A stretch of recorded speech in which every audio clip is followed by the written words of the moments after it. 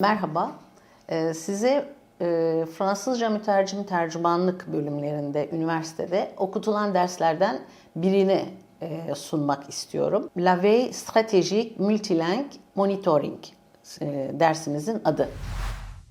Le métier de traducteur, nouveau paradigme. Le métier de traducteur continue d'évaluer, ses domaines d'intervention s'élargissent de jour en jour. Une société de l'information qui nécessite une maîtrise de l'information, c'est le nouveau paradigme, une nouvelle tour de Babel, c'est-à-dire Internet.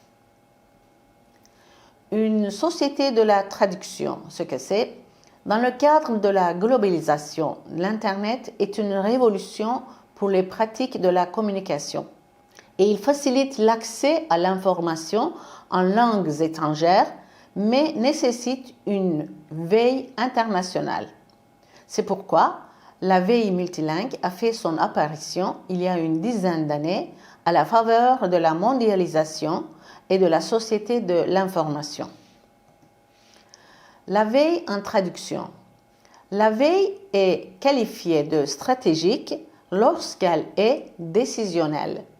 Objectif de la veille est préparer et étayer constamment la prise de décision, dit Mathieu Guider.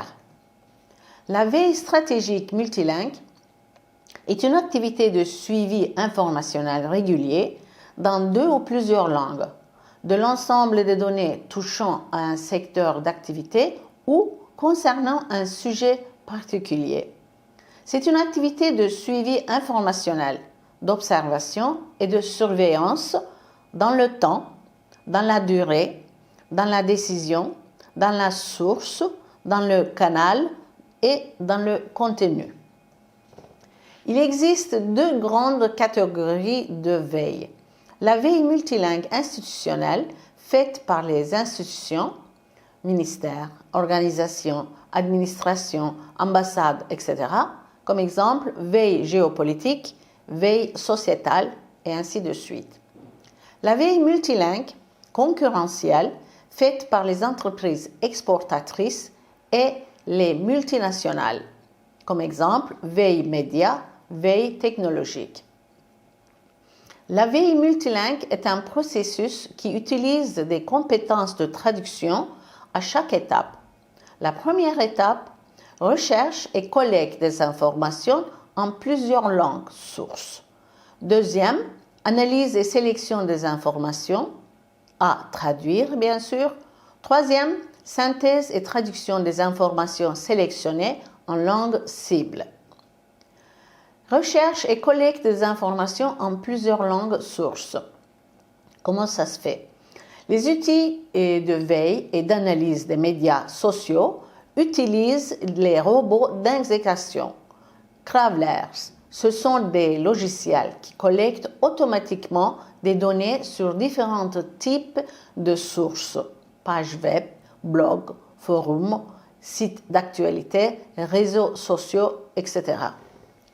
La reconnaissance d'images dans le cas de TalkWalker, qui permet de détecter des logos et d'analyser les paysages et les objets présents dans n'importe quel visuel. Il existe aussi Dark Social, qui sont des médias sociaux sombres qui font justement référence à toutes les conversations qui échappent aux outils de veille des messages envoyés sur WhatsApp. Que peut-on mesurer avec un outil de veille? L'analyse de sentiments. La part de sentiments positifs ou négatifs associés à un mot-clé, à un produit, à un service, à une personne ou à une marque dans son ensemble. La part de voix. Le nombre de fois où une marque est mentionnée en ligne par rapport à ses concurrents, c'est-à-dire la part de marché d'une marque dans l'espace numérique. Le volume des mentions, le nombre de fois où un mot-clé, une personne ou une marque est mentionné sur le web et les réseaux sociaux. Les indicateurs d'engagement. Le nombre de fois où l'audience a interagi avec le contenu, les taux d'engagement élevés permettent par exemple de déterminer les préférences du public, ce qui permettra d'affiner la stratégie du contenu. Les indicateurs de portée. Le nombre d'internautes potentiellement exposés au contenu. Chaque mention d'une marque a ainsi une valeur différente selon le public qu'elle peut potentiellement atteindre. Les flux RSS est utilisé pour se tenir au courant des mises à jour de sites spécifiques. Ce sont les fichiers XML qui sont souvent utilisés par les sites d'actualité et les blogs pour présenter les titres des dernières informations consultatives. Les moteurs de recherche. Il existe plusieurs moteurs de recherche, comme Kivon, un moteur de recherche français, est une alternative au moteur de recherche habituel qui fonctionne sur le même principe. DuckDuckGo est un méta-moteur de recherche. Yippee est un métamoteur qui présente ses résultats de recherche en les classant par dossier. Quick Search est un moteur de recherche sur Internet et sur les réseaux sociaux qui est très facile à utiliser. Les meilleurs outils de veille gratuits sont la Free Social Search est un moteur de recherche en temps réel pour le web et les réseaux sociaux.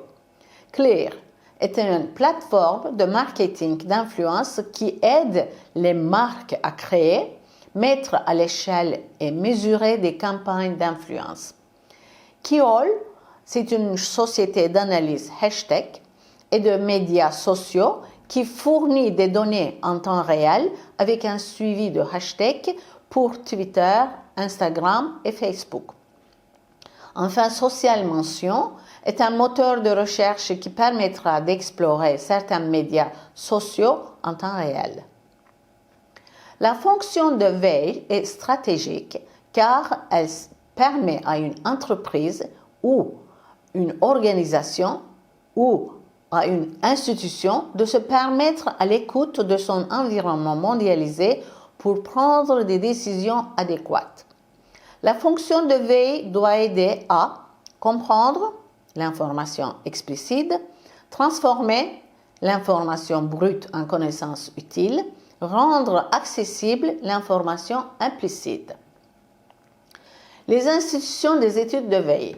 Il existe plusieurs institutions qui donnent la possibilité de faire des études sur la veille. Comme premier exemple, CREC de Saint-Cyr, ministère de la Défense à Paris, dont je vous présente son adresse électronique. CELSA, École des hautes études en sciences de l'information et de la communication de l'Université Paris-Sorbonne Paris 4. Et vous voyez son adresse électronique. EIT, École de traduction et d'interprète de Genève. Et laboratoire d'analyse de l'information stratégique et de veille technologique à Toulouse. Voyons maintenant analyse et sélection des informations à traduire. Vous voyez maintenant que sur votre écran une page de web VIMA et plusieurs exemples. Donc, vous pouvez faire des analyses, des recherches et des sélections. Je vous présente aussi son adresse électronique. OMPI, Organisation mondiale de la propriété intellectuelle, IMPI, Institut national de la propriété intellectuelle, et une page web en turc, Dünya Fikri Mülkiyet Örgütü. La veille des médias. Comme les veilles de médias, nos étudiants utilisent plutôt Agence Courrier International. Je vous présente ici son adresse électronique. Enfin, archives ouvertes.